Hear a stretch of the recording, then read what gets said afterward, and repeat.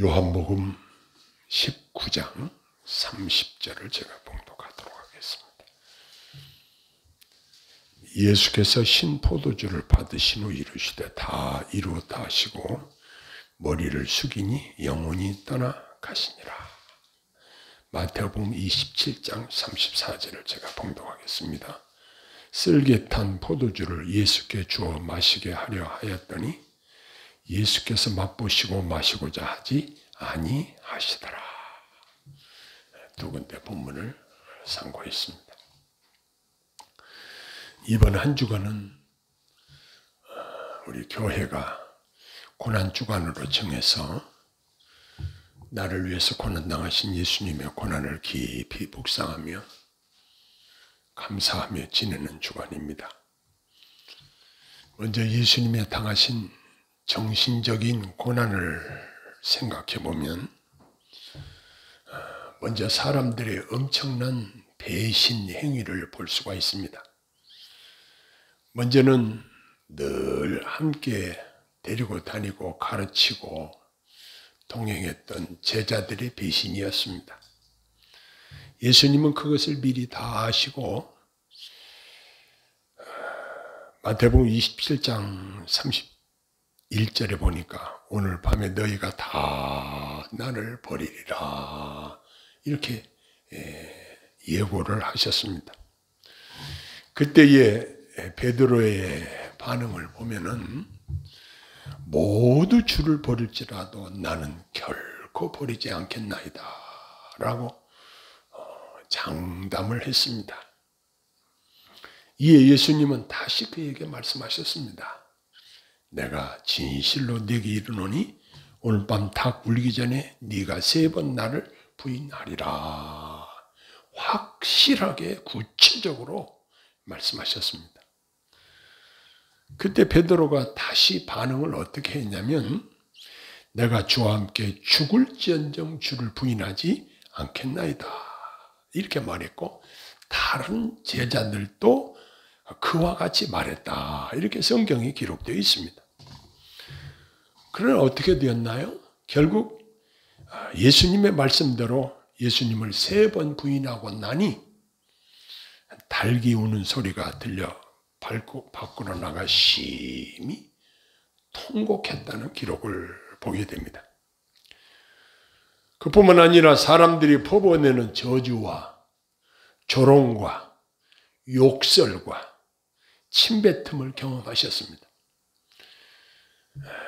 먼저는 온갖 거짓 증거들이었습니다. 마태복음 26장 59절로 61절에 보니까 대제사장들은 온 공회가 예수를 죽이려고 그를 칠 증거를 찾으매 거짓 증인이 많이 왔으나 얻지 못하더니 후에 2 사람이 와서 이르되 이 사람의 말이 내가 하나님의 성전을 헐고 사흘 동안에 지을 수 있다 하더라 하니 대제사장은 예수가 신성을 모독한다고 하였고 사람들의 얼굴에 침을 뱉으며 주먹으로 치고 어떤 사람을 손바닥으로 때리면서 말하기를 그리스도야 우리에게 선지자 노릇을 하라. 너를 친 자가 누구냐 하더라. 재판을 받을 때에 거짓 증인이 나와서 나를 해쳐서 증언을 한다고 하면 이건 정말 미칠 일입니다.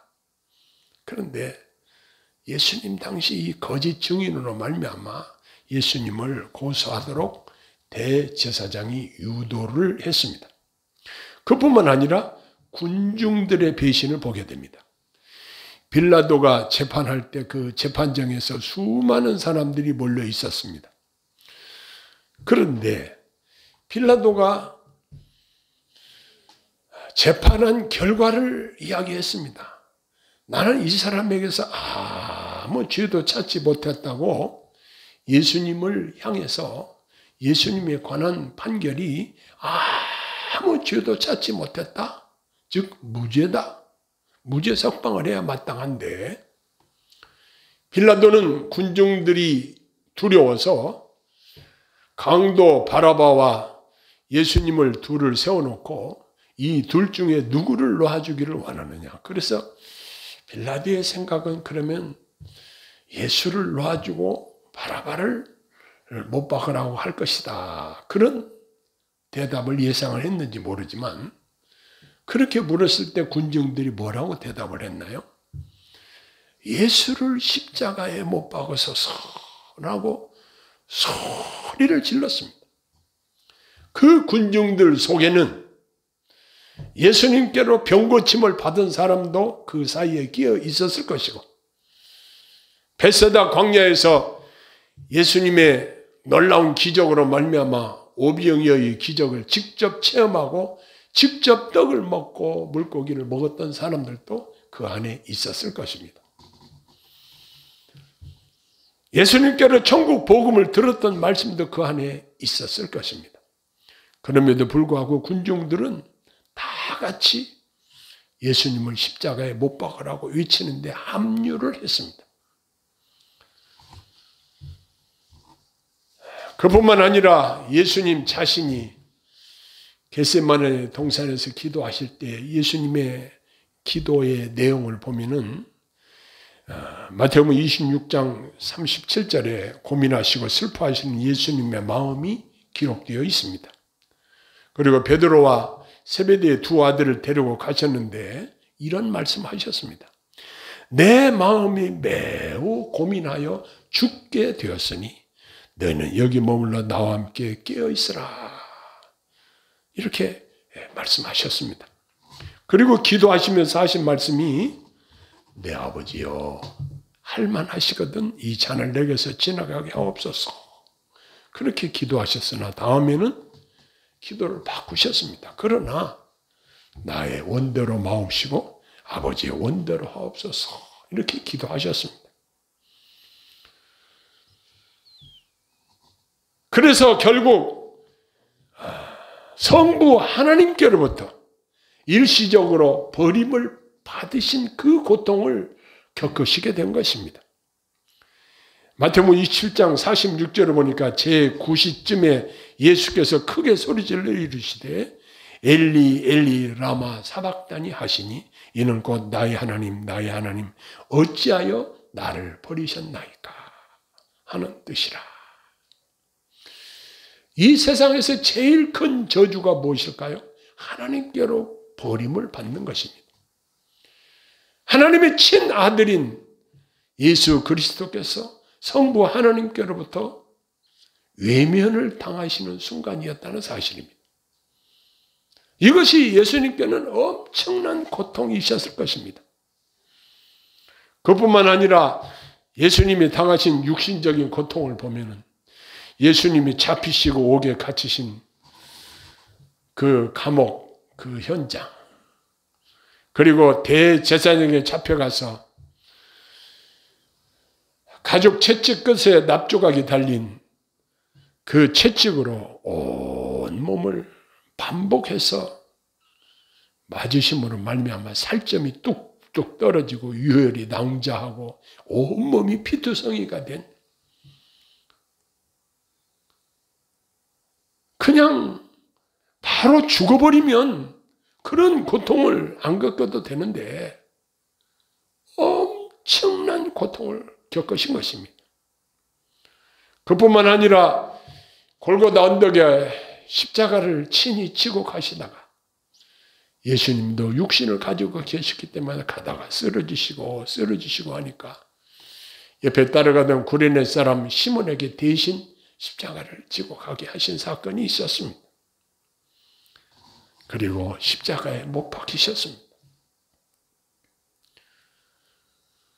제 친구 목사님 중에 한 분이 손을 다치신 분이 있었습니다.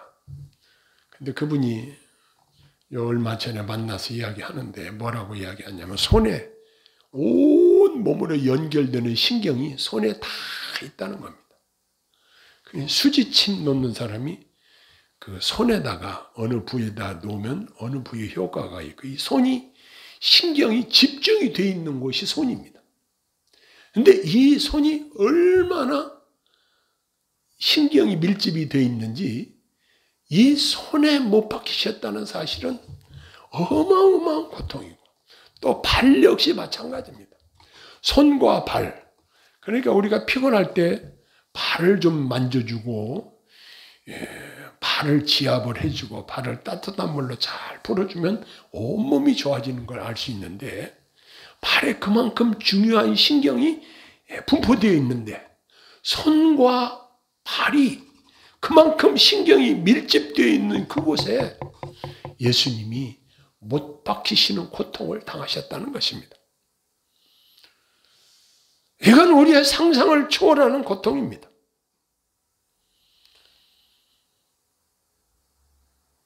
내가 범죄를 해서 내가 형을 받아 마땅하다고 한다면 그럴 수도 있겠지. 하지만 예수님은 재판 결과 아무 죄도 없으신 분이셨습니다. 그리고 실제적으로 예수님은 거룩하신 분이셨습니다. 그분이 저와 여러분의 죄를 깨끗이 씻어주시기 위해서 내 대신 이 십자가에 못 박히셨다는 사실입니다.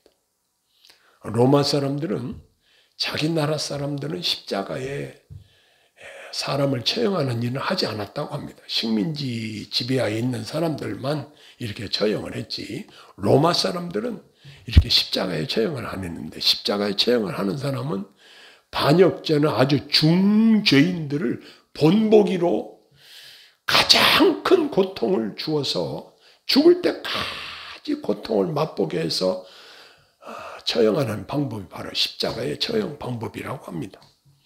그런데 이 십자가의 고통을 아무 죄도 없으신 예수님이 저와 여러분을 깨끗이 용서해 주시려고 우리 주님이 대신 이 고통을 받으셨다는 사실입니다.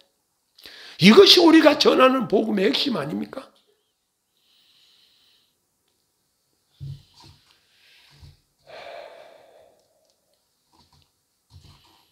그런데 예수님은 이 십자가 지실 것을 즉흥적으로 힘이 없어서 억지로 하신 것도 아니셨습니다. 뭘 보고 알 수 있냐면, 예수님께서는 제자들을 모아놓고 그들에게 말씀하셨습니다. 자기가 예루살렘에 올라가 장로들과 대제사장들과 서기관들에게 많은 고난을 받고 죽임을 당하고 제3일에 살아나야 할 것을 제자들에게 비로소 나타내셨다. 마태복음 16장 21절 이하에 이렇게 기록되어져 있습니다.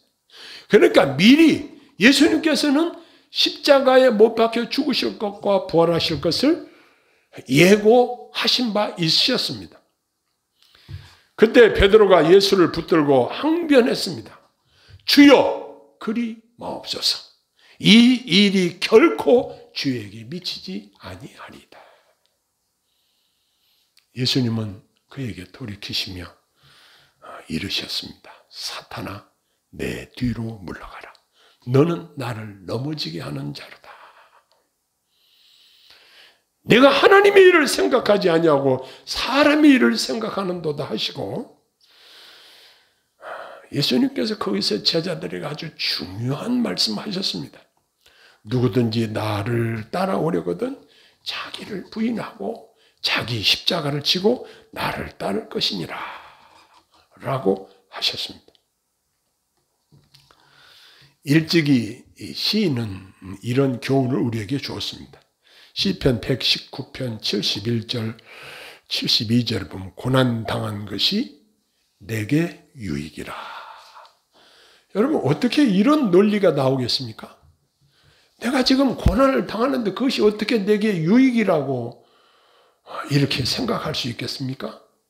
내가 지금 어려운데 그것이 어떻게 내게 유익이 되겠어요? 그런데 왜 유익이냐? 이로 말미암아 내가 주의 율례들을 배우게 되었나이다. 시편 기자는 이렇게 말하고 있습니다. 주의 입의 법이 내게는 천천 금은보다 좋으니이다. 이렇게 이야기를 했습니다. 우리 육신적인 생각으로는 우리가 고난당하는 것이 결코 유익이라고 말할 수 없을 것이고 너무나 고통스러운 일입니다. 사도 바울의 간증을 기억하면 도움이 될 것입니다. 고린도후서 12장 7절 이하에 보면 여러 계시를 받은 것이 지극히 크므로 너무 자만하지 않게 하시려고 내 육체의 가시 곧 사단의 사자를 주셨으니 이는 나를 쳐서 너무 자만하지 않게 하려 하심이라. 이것이 내게서 떠나가게 하기 위하여 내가 3번 주께 간구하였더니 나에게 이르시기를 내 은혜가 네게 족하도다. 이는 내 능력이 약한 데서 온전해짐이라 하신지라. 그러므로 도리어 크게 기뻐함으로 나의 여러 약한 것들에 대하여 자랑하니니 이는 그리스도의 능력이 내게 머물게 하려 함이라.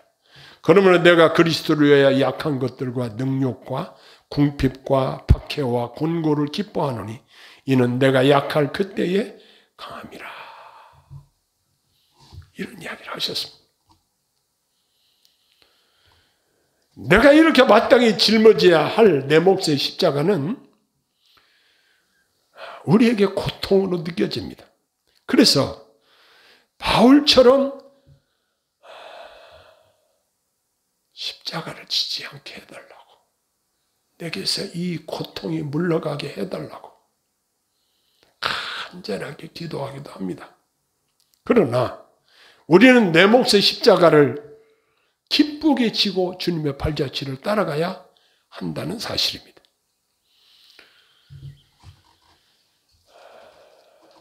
우리가 이 땅에 살면서 무슨 일을 만났는지 알 수 없습니다. 제가 한 열흘 전에 수술대에 누워서 생각을 했습니다.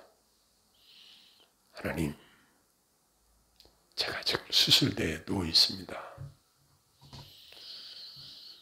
저는 이렇게 마취를 받고 수술을 받아도 이렇게 힘드는데, 이렇게 아프고 힘드는데,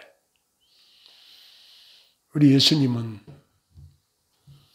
마태복음에 기록된 것처럼 쓸개탄 포도주를 예수님께 주어서 마시게 했는데 그건 일종의 마취제라고 학자들은 해석하고 있습니다.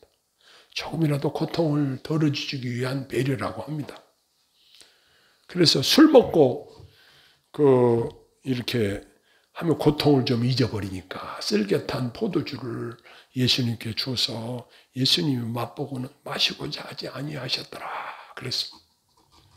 예수님은 그 마취제인 포도주를 마시지 않고 온전히 몸으로 그 고통을 감내하셨습니다. 저는 그 말씀을 생각을 했습니다. 예수님은 나의 죄를 용서하시기 위해서 마취제를 드시지 않으시고 온전히 그 십자가의 고통을 감당하셨다. 오히려 그 생각을 하니까 수술을 받은 시간 내내 오히려 주님의 은혜를 감사하면서 수술을 감당할 수가 있었습니다.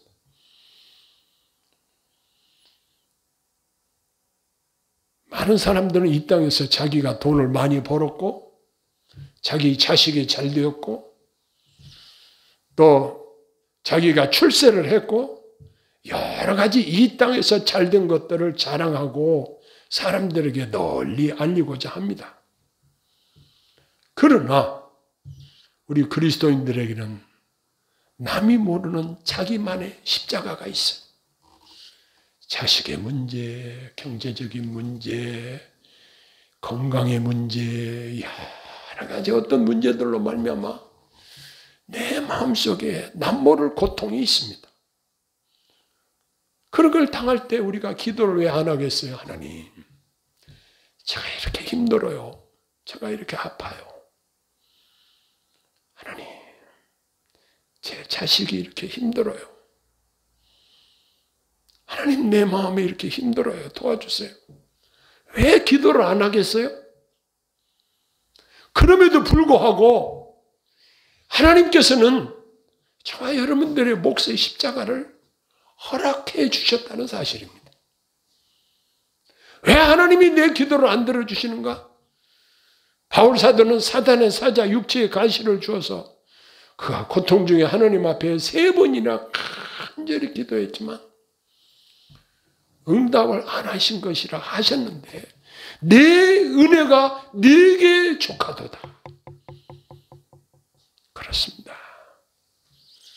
우리가 이 땅에 사는 동안 여러 가지 고난들이 내 몫의 십자가가 있습니다. 그렇다고 한다면 기왕 그 고난들을 감당할 때에 주님이 당하신 고난을 생각하면서 기쁘게 감당해야 될 줄로 믿습니다. 주님 앞에 감사하는 마음이 있어야 할 것입니다. 나도 내 몫의 십자가를 지고 주님의 발자취를 따라갈 수 있다. 이게 얼마나 영광스러운 일입니까? 그런데 오늘 요한복음에 주 예수님께서 마지막으로 하신 매우 중요한 한 말씀을 놓치지 말아야 합니다. 다 이루었다. 이렇게 말씀하셨습니다. 이 말씀은 우리의 구원을 위해서 예수님이 대속하시기 위해 이루어주신 십자가에 달리사 피 흘리신 그 사역이 참으로 온전하신 것이었다는 사실입니다. 거기에 나의 공로가 들어갈 자리가 전혀 없습니다. 우리 주님이 온전하게 이루어 놓으신 것입니다. 우리는 은혜로 믿음으로 구원의 은혜를 받아 누리게 하신 것입니다. 거기에는 어떤 것도 더하거나 뺄 필요가 없이 우리 주님이 다 이루었다고 하신 것입니다. 저와 여러분의 구원을 온전하게 이루어 주신 것입니다. 이 다 이루었다고 하신 주님의 선포는 참으로 능력 있는 선포요. 놀라운 은혜로운 말씀인 것입니다. 이 말씀의 은혜로 말미암아 저와 여러분의 구원이 이루어지고 하나님 나라의 백성으로 삼아 주신 것입니다. 기도하겠습니다. 사랑의 주님, 고난 주간을 맞이해서 주님이 우리를 대속하시기 위해서 당하신 고난을 묵상했습니다. 어떻게 인간의 말로 주님이 엄청난 고통을 당하신 것을 말할 수 있겠습니까? 지극히 부분적인 것만 저희들이 상고하며 주님이 나를 위해서 당하신 고난을 묵상을 합니다. 주님께 감사하는 마음으로 저희들이 살게 하시고 내 몫의 십자가를 기쁘고 감사한 마음으로 지고 주님 발자취를 따라갈 수 있도록 주께서 저희들에게 은혜를 더하여 주옵소서. 예수님 이름으로 기도하옵나이다. 아멘.